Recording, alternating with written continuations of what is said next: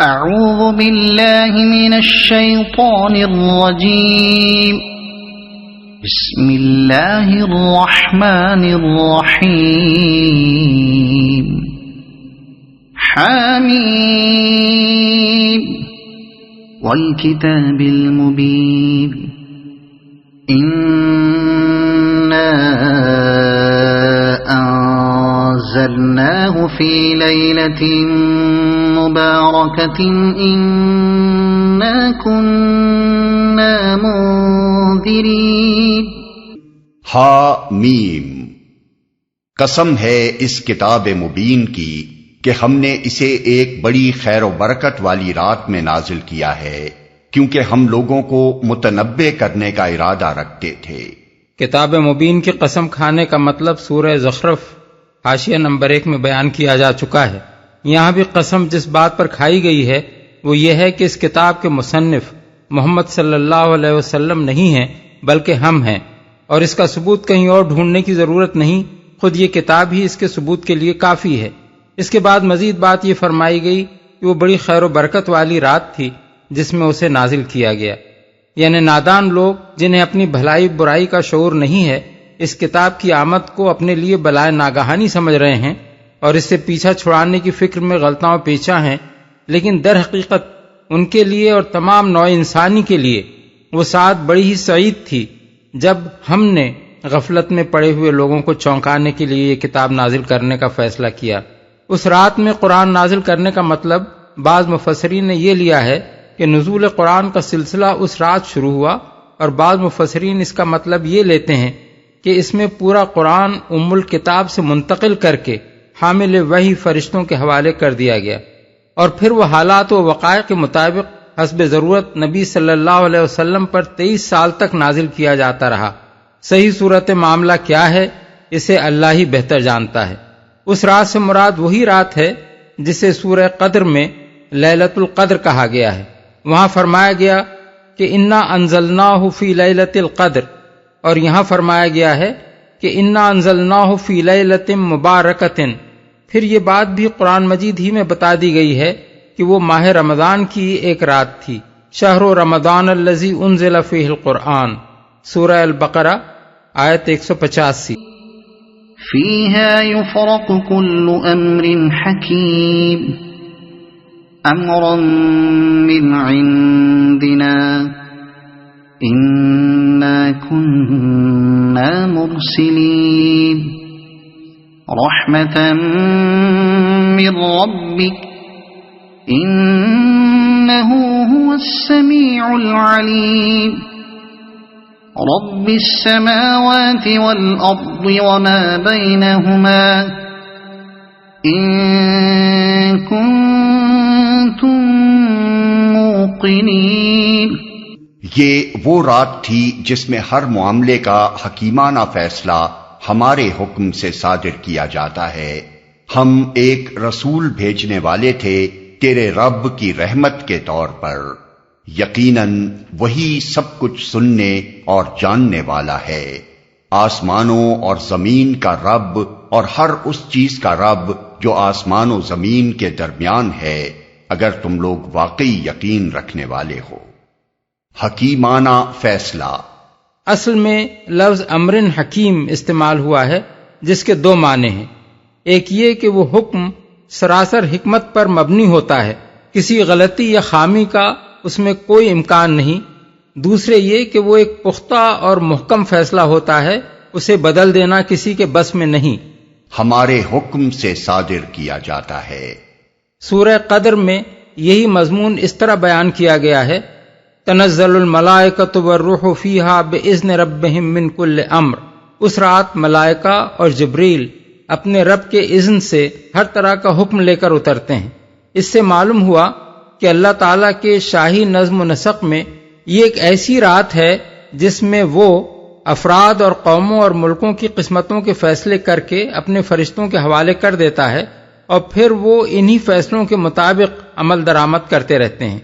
بعض مفسرین کو، جن میں حضرت اکرمہ سب سے زیادہ نمایاں ہیں، یہ شبہ لاحق ہوا ہے کہ یہ نصف شعبان کی رات ہے، کیونکہ بعض احادیث میں اسی رات کے متعلق یہ بات منقول ہوئی ہے کہ اس میں قسمتوں کے فیصلے کیے جاتے ہیں، لیکن ابن عباس، ابن عمر، مجاہد، قتادہ، حسن بصری، سعید بن جبیر، ابن زید، ابو مالک، ضحاک اور دوسرے بہت سے مفسرین اس بات پر متفق ہیں کہ یہ رمضان کی وہی رات ہے جسے لیلۃ القدر کہا گیا ہے، اس لیے کہ قرآن مجید خود اس کی تصریح کر رہا ہے، اور جہاں قرآن کی صراحت موجود ہو وہاں اخبار احاد کی بنا پر کوئی دوسری رائے نہیں قائم کی جا سکتی۔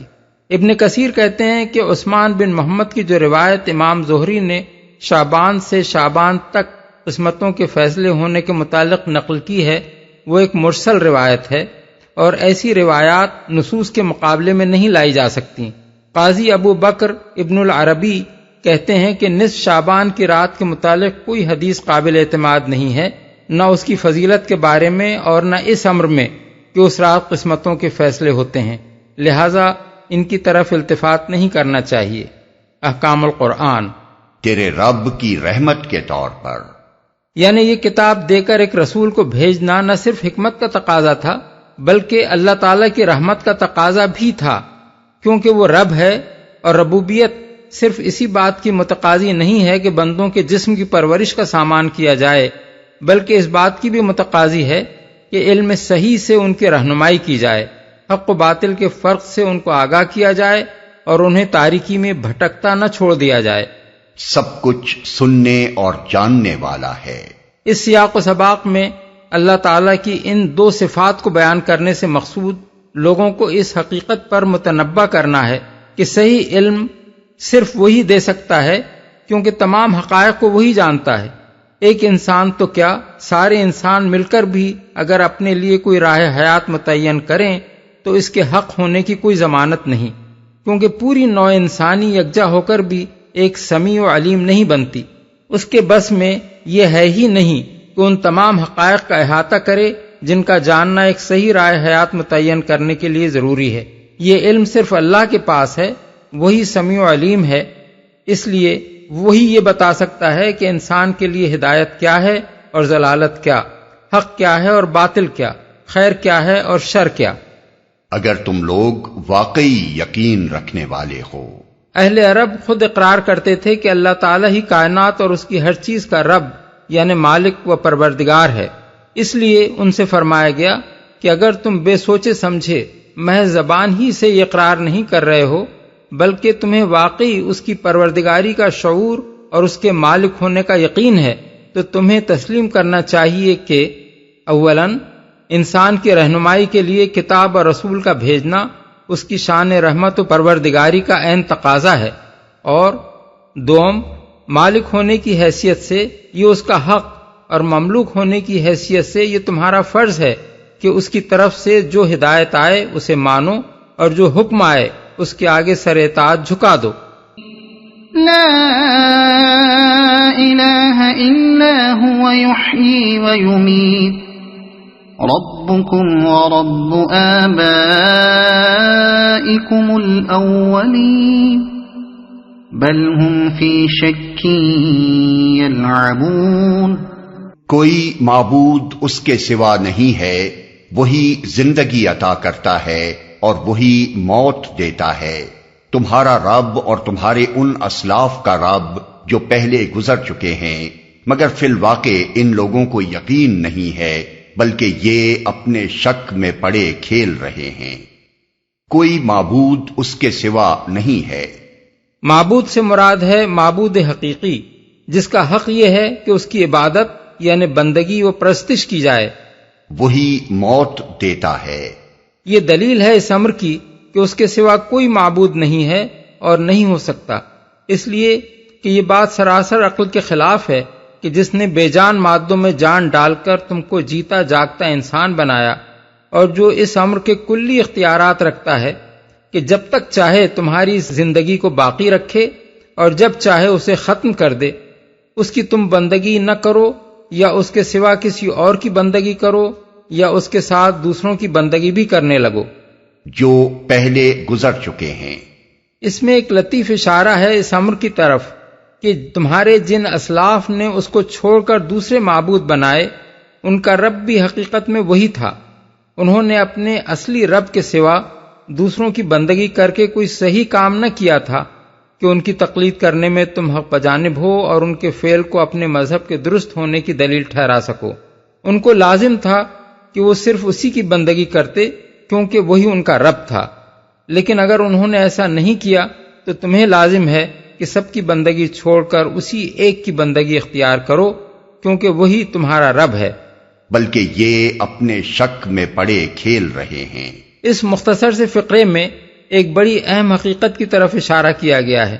دہری ہوں یا مشرکین، ان سب پر وقتاً فوقتاً ایسی ساعتیں آتی رہتی ہیں جب ان کا دل اندر سے کہتا ہے کہ جو کچھ تم سمجھے بیٹھے ہو اس میں کہیں نہ کہیں جھول موجود ہے۔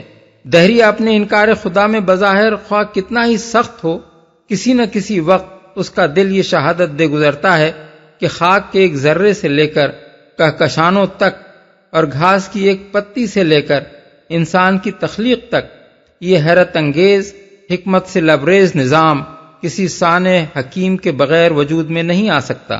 اسی طرح ایک مشرک اپنے شرک میں خواہ کتنا ہی گہرا ڈوبا ہوا ہو، کبھی نہ کبھی اس کا دل بھی یہ پکار اٹھتا ہے کہ جنہیں میں معبود بنائے بیٹھا ہوں یہ خدا نہیں ہو سکتے۔ لیکن اس قلبی شہادت کا نتیجہ نہ تو یہ ہوتا ہے کہ انہیں خدا کے وجود اور اس کی توحید کا یقین حاصل ہو جائے، نہ یہی ہوتا ہے کہ انہیں اپنے شرک اور اپنی دہریت میں کامل یقین و اطمینان حاصل رہے۔ اس کے بجائے ان کا دین در حقیقت شک پر قائم ہوتا ہے، خواہ اس میں یقین کی کتنی ہی شدت وہ دکھا رہے ہوں۔ اب رہا یہ سوال کہ یہ شک ان کے اندر بے چینی کیوں نہیں پیدا کرتا اور وہ سنجیدگی کے ساتھ حقیقت کی جستجو کیوں نہیں کرتے کہ یقین کی اطمینان بخش بنیاد انہیں مل سکے؟ اس کا جواب یہ ہے کہ دین کے معاملے میں سنجیدگی ہی سے تو وہ محروم ہوتے ہیں۔ ان کی نگاہ میں اصل اہمیت صرف دنیا کی کمائی اور اس کے عیش کی ہوتی ہے، جس کی فکر میں وہ اپنے دل اور دماغ اور جسم کی ساری طاقتیں خرچ کر ڈالتے ہیں۔ رہے دین کے مسائل تو وہ حقیقت میں ان کے لیے ایک کھیل، ایک تفریح، ایک ذہنی عیاشی کے سوا کچھ نہیں ہوتے، جن پر سنجیدگی کے ساتھ چند لمحے بھی وہ غور و فکر میں صرف نہیں کر سکتے۔ مذہبی مراسم ہیں تو تفریح کے طور پر ادا کیے جا رہے ہیں، انکار و دہریت کی بحثیں ہیں تو تفریح کے طور پر کی جا رہی ہیں۔ دنیا کے مشاغل سے اتنی فرصت کسے ہے کہ بیٹھ کر یہ سوچے کہ کہیں ہم حق سے منحرف تو نہیں ہیں، اور اگر حق سے منحرف ہیں تو اس کا انجام کیا ہے؟ فارتقب يوم تأتي السماء بدخان مبين يغشى الناس هذا عذاب أليم ربنا اكشف عنا العذاب إنا مؤمنون أنى لهم الذكرى وقد جاءهم رسول مبين ثم تولوا عنه وقالوا معلم مجنون۔ اچھا انتظار کرو اس دن کا جب آسمان سری دھواں لیے ہوئے آئے گا اور وہ لوگوں پر چھا جائے گا، یہ ہے دردناک سزا۔ اب کہتے ہیں کہ پروردگار ہم پر سے یہ عذاب ٹال دے، ہم ایمان لاتے ہیں۔ ان کی غفلت کہاں دور ہوتی ہے؟ ان کا حال تو یہ ہے کہ ان کے پاس رسول مبین آ گیا، پھر بھی یہ اس کی طرف ملتفت نہ ہوئے اور کہا کہ یہ تو سکھایا پڑھایا باولا ہے۔ رسول مبین آ گیا۔ رسول مبین کے دو مطلب ہیں، ایک یہ کہ اس کا رسول ہونا اس کی سیرت، اس کے اخلاق و کردار اور اس کے کارناموں سے بالکل آیا ہے، دوسرے یہ کہ اس نے حقیقت کو کھول کھول کر بیان کرنے میں کوئی کسر نہیں اٹھا رکھی ہے۔ سکھایا پڑھایا باولا ہے۔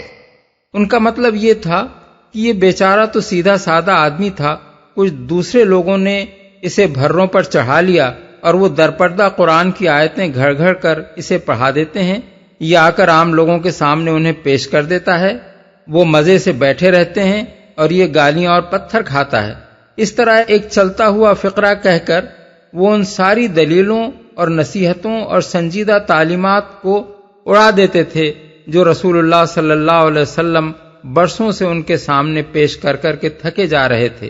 وہ نہ ان معقول باتوں پر کوئی توجہ کرتے تھے جو قرآن مجید میں بیان کی جا رہی تھیں، نہ یہ دیکھتے تھے کہ جو شخص یہ باتیں پیش کر رہا ہے وہ کس پائے کا آدمی ہے، اور نہ یہ الزام رکھتے وقت ہی وہ کچھ سوچنے کی زحمت گوارا کرتے تھے کہ ہم یہ کیا بکواس کر رہے ہیں۔ ظاہر بات ہے کہ اگر کوئی دوسرا شخص در پردہ بیٹھ کر سکھانے پڑھانے والا ہوتا تو وہ حضرت خدیجہ اور ابو بکر اور علی اور زید بن حارثہ اور دوسرے ابتدائی مسلمانوں سے آخر کیسے چھپ جاتا، جن سے بڑھ کر رسول اللہ صلی اللہ علیہ وسلم سے قریب اور ہر وقت کا ساتھی کوئی نہ تھا۔ پھر کیا وجہ ہے کہ یہی لوگ سب سے بڑھ کر حضور کے گرویدہ اور عقیدت مند تھے، حالانکہ در پردہ کسی دوسرے شخص کے سکھانے پڑھانے سے نبوت کا کاروبار چلایا گیا ہوتا تو یہی لوگ آپ کی مخالفت میں سب سے پیش ہوتے۔ إنا كاشف العذاب قليلا إنكم عائدون يوم نبطش البطشة الكبرى إنا منتقمون۔ ہم ذرا عذاب ہٹائے دیتے ہیں، تم لوگ پھر وہی کچھ کرو گے جو پہلے کر رہے تھے۔ جس روز ہم بڑی ضرب لگائیں گے وہ دن ہوگا جب ہم تم سے انتقام لیں گے۔ ان آیات کے مفہوم میں مفسرین کے درمیان بڑا اختلاف واقع ہوا ہے، اور یہ اختلاف صحابہ کرام کے زمانے میں بھی پایا جاتا تھا۔ حضرت عبداللہ بن مسعود کے مشہور شاگرد مسروق کہتے ہیں کہ ایک روز ہم کوفے کی مسجد میں داخل ہوئے تو دیکھا کہ ایک واعظ لوگوں کے سامنے تقریر کر رہا ہے۔ اس نے آیت یوم تأتی السماء بدخان مبین پڑھی، پھر کہنے لگا جانتے ہو یہ کیسا دھواں ہے؟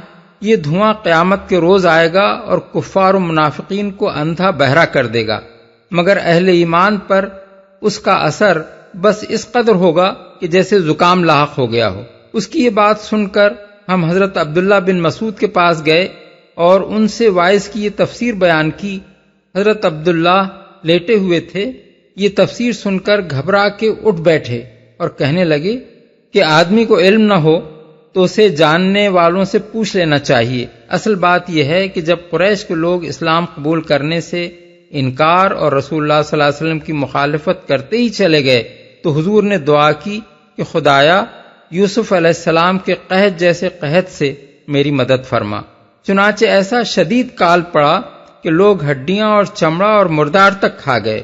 اس زمانے میں حالت یہ تھی کہ جو شخص آسمان کی طرف دیکھتا تھا اسے بھوک کی شدت میں بس دھواں ہی دھواں نظر آتا تھا۔ آخرکار ابو سفیان نے آ کر حضور سے کہا کہ آپ تو صلہ رحمی کی دعوت دیتے ہیں، آپ کی قوم بھوکوں مر رہی ہے، اللہ سے دعا کیجئے کہ اس مصیبت کو دور کر دے۔ یہی زمانہ تھا جب قریش کے لوگ کہنے لگے تھے کہ خدایا ہم پر سے یہ عذاب دور کر دے تو ہم ایمان لے آئیں گے۔ اسی واقعے کا ذکر ان آیات میں کیا گیا ہے، اور بڑی ضرب سے مراد وہ ضرب ہے جو آخرکار جنگ بدر کے روز قریش کو لگائی گئی۔ یہ روایت امام احمد، بخاری، ترمذی، نسائی، ابن جریر اور ابن ابی حاتم نے متعدد سندوں کے ساتھ مسروق سے نقل کی ہے، اور مسروق کے علاوہ ابراہیم نخعی، قتادہ، عاصم اور عامر کا بھی یہی بیان ہے کہ حضرت عبداللہ بن مسعود نے اس آیت کی یہ تفسیر ارشاد فرمائی تھی۔ اس لیے اس امر میں کوئی شک نہیں رہتا کہ حضرت موصوف کی رائے فی الواقع یہی تھی۔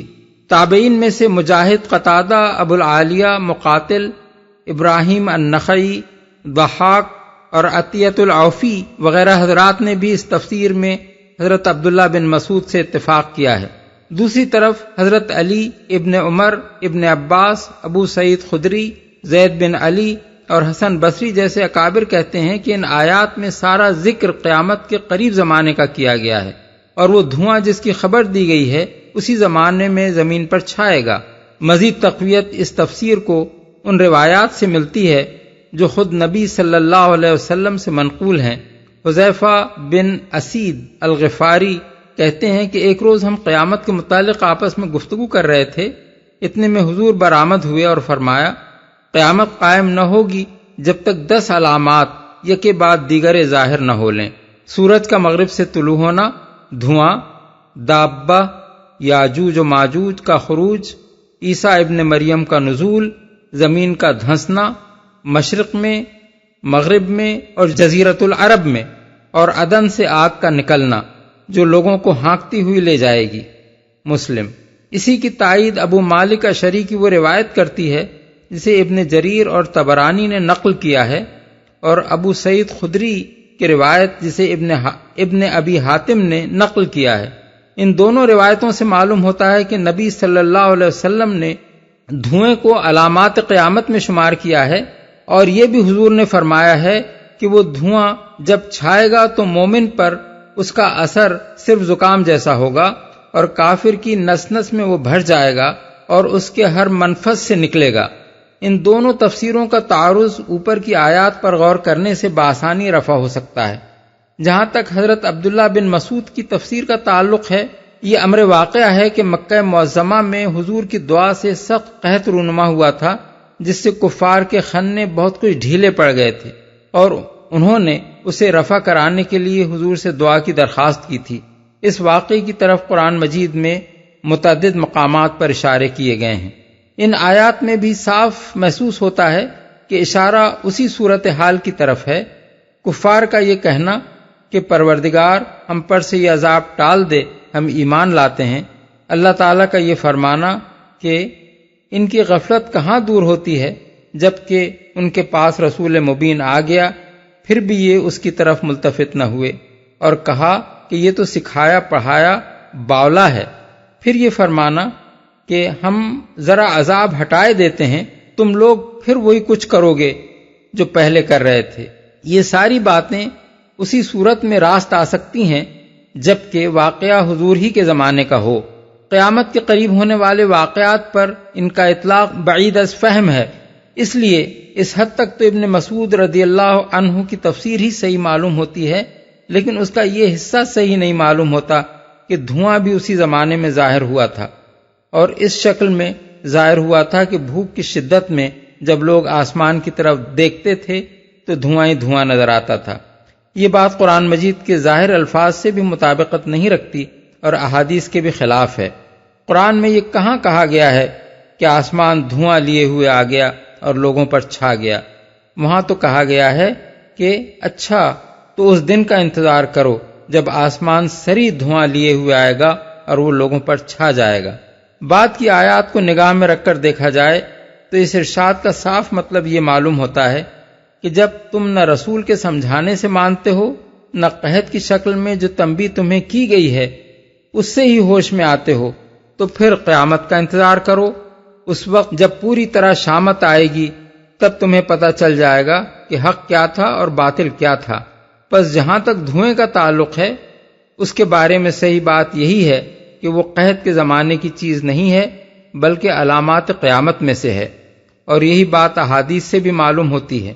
تعجب ہے کہ مفسرین کبار میں سے جنہوں نے حضرت ابن مسعود کی تائید کی انہوں نے پوری بات کی تائید کر دی، اور جنہوں نے ان کی تردید کی انہوں نے پوری بات کی تردید کر دی، حالانکہ آیات اور احادیث پر غور کرنے سے یہ صاف معلوم ہو جاتا ہے کہ اس کا کون سا حصہ صحیح ہے اور کون سا غلط۔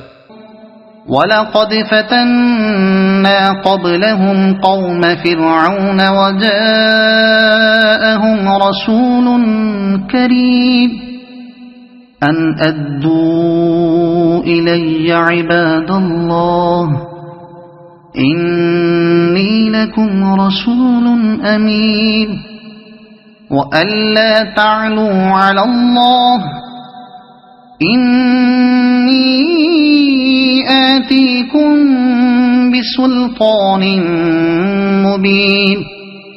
ہم ان سے پہلے فرعون کی قوم کو اسی آزمائش میں ڈال چکے ہیں۔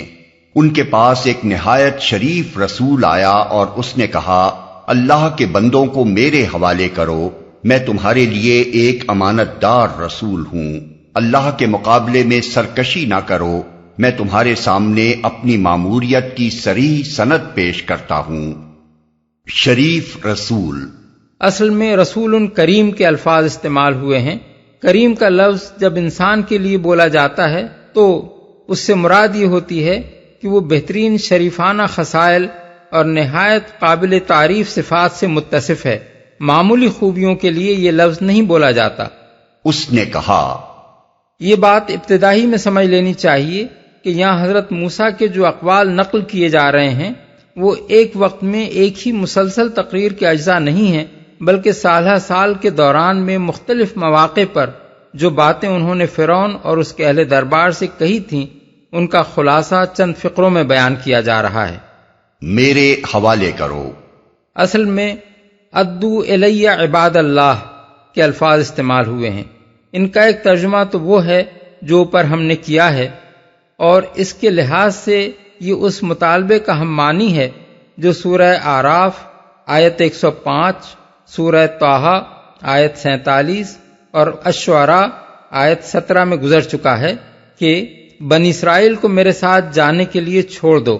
دوسرا ترجمہ جو حضرت عبداللہ بن عباس سے منقول ہے یہ ہے کہ اللہ کے بندو میرا حق ادا کرو، یعنی میری بات مانو، مجھ پر ایمان لاؤ اور میری ہدایت کی پیروی کرو، یہ خدا کی طرف سے تمہارے اوپر میرا حق ہے۔ بات کا یہ فقرہ کہ میں تمہارے لیے ایک امانت دار رسول ہوں اس دوسرے مفہوم کے ساتھ زیادہ مناسبت رکھتا ہے۔ امانت دار رسول ہوں یعنی بھروسے کے قابل رسول ہوں، اپنی طرف سے کوئی بات ملا کر کہنے والا نہیں ہوں، نہ اپنی کسی ذاتی خواہش یا غرض کے لیے خود ایک حکم یا قانون گھڑ کر خدا کے نام سے پیش کرنے والا ہوں۔ مجھ پر تم یہ اعتماد کر سکتے ہو کہ جو کچھ میرے بھیجنے والے نے کہا ہے وہی بے کم و کاست تم تک پہنچاؤں گا۔ واضح رہے کہ یہ دو فقرے اس وقت کے ہیں جب حضرت موسیٰ نے سب سے پہلے اپنی دعوت پیش فرمائی تھی۔ صریح سند پیش کرتا ہوں۔ دوسرے الفاظ میں اس کا مطلب یہ ہے کہ میرے مقابلے میں جو سرکشی تم کر رہے ہو یہ دراصل اللہ کے مقابلے میں سرکشی ہے، کیونکہ میری جن باتوں پر تم بگڑ رہے ہو وہ میری نہیں بلکہ اللہ کی باتیں ہیں، اور میں اسی کے رسول کی حیثیت سے انہیں بیان کر رہا ہوں۔ اگر تمہیں اس میں شک ہے کہ میں اللہ کا بھیجا ہوا ہوں یا نہیں تو میں تمہارے سامنے اپنے مامور من اللہ ہونے کی صریح سند پیش کرتا ہوں۔ اس سند سے مراد کوئی ایک معجزہ نہیں ہے بلکہ معجزات کا وہ طویل سلسلہ ہے جو فرعون کے دربار میں پہلی مرتبہ پہنچنے کے بعد سے آخر زمانہ قیام مصر تک حضرت موسیٰ علیہ السلام فرعون اور اس کی قوم کو سالہ سال تک دکھاتے رہے۔ جس سند کو بھی ان لوگوں نے جھٹلایا اس سے بڑھ کر صریح سند آپ پیش کرتے چلے گئے۔ وَإِنِّي عُذْتُ بِرَبِّي وَرَبِّكُمْ أَن تَرْجُمُونِ وَإِن لَّمْ تُؤْمِنُوا لِي فَاعْتَزِلُونِ۔ اور میں اپنے رب اور تمہارے رب کی پناہ لے چکا ہوں اس سے کہ تم مجھ پر حملہ آور ہو۔ اگر تم میری بات نہیں مانتے تو مجھ پر ہاتھ ڈالنے سے باز رہو۔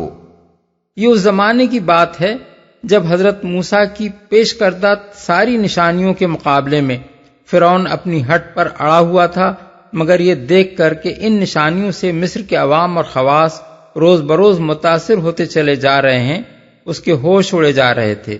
اس زمانے میں پہلے تو اس نے بھرے دربار میں وہ تقریر کی جو سورہ زخرف آیات 51-53 میں گزر چکی ہے۔